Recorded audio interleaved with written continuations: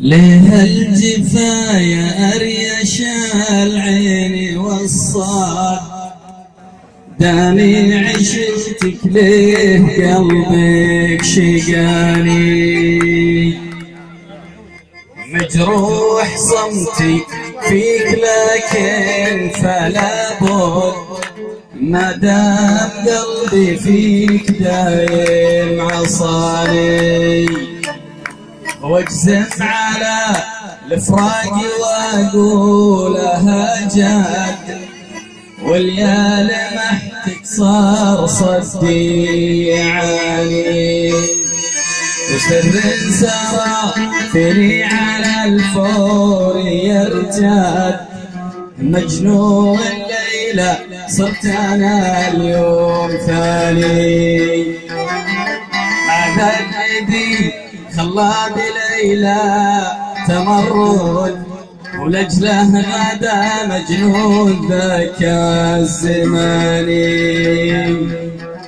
يا أكحل العينين يا طيب يا ند الورد من خدك يغض العياني الورد بل بستان غاض وتنهد الورد قبل يموت قام وصاني الورد قام الورد خلاك على حد مدام ذاك الحد لا اشقراني ومدام ذاك الحد لا اشقراني ليه الجفا يا أريش العين والصد دامي عشقتك ليه قلبك شقاني مجروح صمتي فيك لكن فلا بد ما دام قلبي فيك دايم عصاني أجزم على الفراق وأقولها جد واليا لمحتك صار صدي يعاني سر سرافيني على الفور يرتد مجنون ليلى صرت أنا اليوم ثاني هذا الذي خلى بليلى تمرد ولجله غدا مجنون ذاك الزمان يا أكحل العينين يا طيب يا ند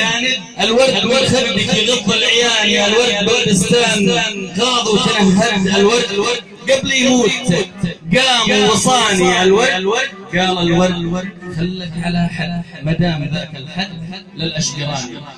أنا طبعا أفتخر بوجود فنان كبير أخي وصديقي الفنان خليل أبو معيتي فنان العود صاحب الصوت العذب وصاحب الحنجرة الماسية وأرجو كونه قطع المسافات الطويلة أن يعزف لكم لحنا عربيا أردنيا وأرجو أن تستمتعوا معه. طاب مساءكم وسعدت بلقياكم.